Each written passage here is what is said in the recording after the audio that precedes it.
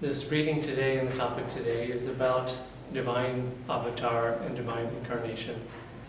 And I think the way that Swamiji just explained it here now, there's a little bit of humor in his expression, because he essentially was saying that if God had to create a perfect human as an avatar to come to show us how to transcend, then that means that there were no humans available who had lifted themselves up and transcended.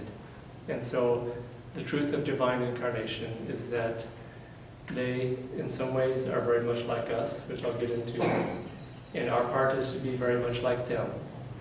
Ramakrishna told a story to give an analogy of divine incarnation and how it is human souls who have transcended and who have had the vision of God who have returned. And he tells the story of three woodsmen who go out into the forest and they're cutting wood, and this is what they do. And one day they're deep in the forest and they come across a very, very high wall in the forest, and they've never seen this wall before. They're very curious about what is behind it. They've never even heard of it. But it's too tall to get over, and there's no doorway through it. And so by one person standing on the other's shoulders and then the third person standing on his shoulders, they're able to get one of them up to the top of the wall. And he stands in the top of the wall and looks over, and the two below are watching him. And he claps his hands in delight and has this blissful, ecstatic smile on his face. And he jumps over the wall and he never comes back. And so the other two are even more curious now about what is on the other side of that wall. So they, with some trees and branches, are able to get one of them up there. And the third one is standing watching his friend climb to the top of the wall. He too claps his hands, looks across the wall, goes into a state of ecstasy, jumps, and never comes back. So the third one, of course, is very, very curious by now. And he somehow finds a way to make a ladder and to climb the wall. And he stands on top of the wall and he sees the most beautiful scene he has ever seen in his life. And it's not just a beautiful garden. It's peace, it's harmony, it's bliss, it's ecstasy. And he goes into this state of bliss from experiencing what he is seeing. And he is just about to jump over the wall. And then he remembers that the people in the village, if he jumps over the wall, they will never know of it, just like he and his friends never knew of this. And so he makes a decision. He makes a choice. He either jumps over that wall and enjoys it for himself, or he returns. And that return is not easy, because he cannot take all of that joy with him. And when he goes back, he knows that he will probably be persecuted by some for trying to tell everyone about this other reality that they should be trying to seek. Probably the officials and the headsmen in the village are going to especially persecute him. And he will go back into this physical form in this body which complains and suffers and causes problems. And that's the choice of the divine incarnation. It is one who has had the vision of God, become one with that vision, and out of extraordinary compassion for humankind, returns. And I think we've all, when we hear the story, we all think, now what would I do if I climbed over that wall? And it's probably a great idea to think, well, I would probably come back and help my friends and my family, but you really don't know when you go into that state of divine ecstasy and complete union with God. You don't know whether you would really make that choice to come back to this world and go through all the persecution and sufferings. Someone asked Swami Kriyanandaji one time, towards the end of his life, Yoganandaji said he would be completely free at the end of his life. And people started asking him, do you think you're going to come back to help others?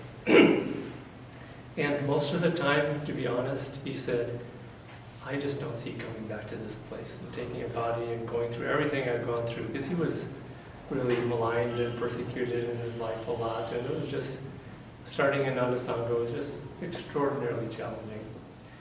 And then finally, towards the end of his life, someone asked him again. He said, I probably will come back, because I have that much compassion for the suffering of others. And that's what actually motivated his own life, was this extraordinary compassion. And that's the degree of compassion that it takes. Now, how can we best use the example of the avatar. This analogy is not perfect that the story tells, because it's not just about someone going and having the vision and coming back and telling us about it. It's really more about tuning into their consciousness and their grace and their oneness with God and as an instrument of divine grace. Swamiji very often talked about our line of gurus, and he described them very often as a ray of divine grace. That's the way he put it many, many times, that this is a special, unique ray of divine grace. And that is one really very clear way of understanding how to get the most from an avatar, a guru, a great master, is to understand that it's a ray of light coming from God, of divine grace. And in the end, the reason Swamiji very often said it this way, he said it's only by divine grace in the end that we are lifted up and freed. Of course, we have to make the effort, the discipline, offering ourselves in service and devotion, but in the end, it's divine grace. And so try to see the great masters not as people, not as necessarily even teachers giving lessons, although that's an important part of it, but as a ray of divine light and divine grace, and open ourselves up to receiving that grace by meditating on them. We'll end here with a meditation on the avatar and how to draw the most from that. So that's one very important thing. The other important thing to remember is something that Swamiji said. He said an avatar has a body, they have a form, and Swamiji put it this way. He said the important thing to understand is that even as they are like us, so are we also like them. Their realization can be ours too. They come on earth to show us our divine potential. And so keep that vision in mind, that just as they have a body and a form and in some ways are like us, we also are like them in the sense of being infinitely free, one with the divine in bliss and ecstasy. And if we don't limit ourselves by holding ourselves down to this body and this personality and our faults and our problems, then we are allowed to become free as they are. And I know this is difficult. We wake up in the morning and we look in the mirror and we don't think we are like them, an avatar that's completely free. We see our form, we see our problems, and we see our limitations. But this is really the greatest way to avail ourselves of the power of avatar and divine incarnation, is to meditate on them, and by meditating on them, we start to become like them. How else can we be like them? It's simply by acting like them. If you look at Yoganandaji, if you look at great saints like Swamiji, how do they act in their lives?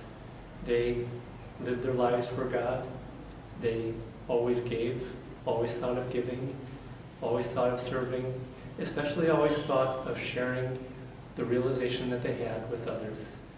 When you share what little bit that you have with others, it expands and multiplies through the act of sharing. Many years ago, at an Ananda center, I had a very, very crazy idea. And I was new, this was about 35 years ago. And I brought my idea to my superiors at the center, and somehow I convinced them to go for it. And what we did was at a Sunday satsang, normally, especially in America, people make donations, and there's a collection in the donation basket that goes around. But this Sunday we did something different. We gave money to everybody who came. And it wasn't a small amount. We actually gave each person $50 US, which at that time was a lot of money, even now it's a lot of money. And the total was about $1,000 that we gave away. Luckily, I didn't have any money, so I asked someone to donate it. But then I preceded it by telling a story. And it's a story from the Old Testament, from the Bible, where the master gathers a few of his servants together, and he gives them some gold. And he gives them this gold and says, come back to me in a year, and come back to me with this gold and what you've done with it and everything. And so a year later, they come back one by one. And the first one brings him and gives him the gold back, same amount. And he asks the servant, what did you do with it? And the man says, oh, I hid it under a rock and protected it, and so made sure no one would take it. And the master said, okay. And then the second one came and brought the same amount that he was given, and the master asked him, "What did you do with it?" He says, "I put it under my mattress, and that way it was safe and secure, and I protected it." And he said, "Okay." And the third one came back, and he not only brought back the original amount, but he brought back about 3 or 4 times the original amount of gold that he gave back to the master. And the master asked him, "What did you do with it?" He said, "Oh, I bought some animals, and then they multiplied, and I sold them, and through putting out this type of energy, I was able to increase the gold, and here's your gold, and then even more." And so it's really an analogy, of course, about using our own talents, the God-given talents, our own skills, in some way to give to others. And especially spiritually, and especially very often early on in the spiritual path, there's a tendency to try to protect the realizations that we've had, because they're very precious, and you go out into the world, and the world tends to beat us up and be scornful of such things. But the point of the story is that we, by sharing and giving and creatively finding ways of working with it, it grows. And this was what happened with this money that we gave away, is that people got very creative, and some people made cookies and cakes and sold them in the community, and another person bought a bunch of Christmas trees and started a Christmas tree business because it was that season, and everyone made more money and brought back even more money. So luckily I was saved. I didn't have to find a way to pay back $1,000, which I didn't have. But really, the inspiration of it was each individual seeing what they can do, and how, by not just holding on and protecting, but by giving and sharing, they are able to multiply what they have. And this is the example, again, of the great masters of Swamiji, his life, and perhaps the greatest lesson that he gave all of us was how to give and how to serve and how to share. And ultimately he said, it's by giving and sharing the power of the Guru and the power of God and being an instrument for that. So there's one other way to be like the Avatar, finally, and that is something that Swamiji pointed out again and again, which is to be non-judgmental, non-critical of others, but also of ourselves. There's a beautiful poem that Yoganandaji wrote. In one line he says, "I will come back 1,000,000,000 times on bleeding feet, as long as one stray brother is left behind." And that's really an amazing statement. I will come back 1,000,000,000 times on bleeding feet, as long as one stray brother is left behind. And when you think about it, that stray brother is the one who is in the most delusion, probably is the most unpleasant person in certain ways, because they just are not getting it. Everyone else has already figured it out and jumped over that wall, and this one stray brother is just really dumb or really stubborn or really something. And yet the master is coming back for that particular one. And so that one could be us, it could be others. But all it says is, don't judge ourselves or others based on personality, faults. Try to hold that vision of the Avatar being like us being like them, not only for us, but for others. And do as the great ones have done. Try to awaken that light within others. Try to awaken it within ourselves. In the Bhagavad Gita, Krishna says, "Whosoever will, with supreme devotion, impart this supreme secret knowledge to my devotees, shall without a doubt come to me. No one among men performs a more priceless service to me." And he is saying that as you give, so shall you receive. Even more, you will receive more than you give in the end. And so for everyone who starts to meditate, you will find that sharing your peace, sharing your calmness, sharing your bliss in little ways and big ways is the way to expand and multiply it. And it is essentially what the great saints and the masters have practiced. We'll close with a meditation that Swamiji was given, and it's a way of consciously tuning in to the power of Avatar. So let's sit upright.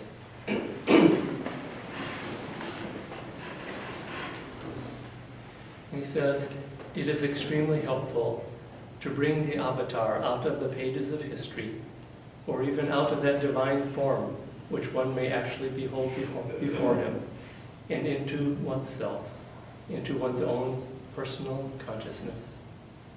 The divine descent into human form will not be complete where you yourself are concerned until he can descend into your own body and mind. Think of him in meditation then as the human being he is or was. Concentrate on that one special avatar among many for whom your heart feels a particular affinity. If you have a guru, you may think of him thus also. Visualize that spirit descending through your medulla, brain, and spine, and out into your nervous system, filling your entire body. Feel that he has, in some mysterious but exalted sense, become you, and feel divine devotion toward him, especially in your heart. You are that divine consciousness which now dwells in your body. Pray that it fill you and purify you of every human imperfection. Uplift the attunement you feel in your heart and offer it up to God. Pray that the avatar may make you one with itself, with the infinite spirit. Om Shanti Shanti Shanti.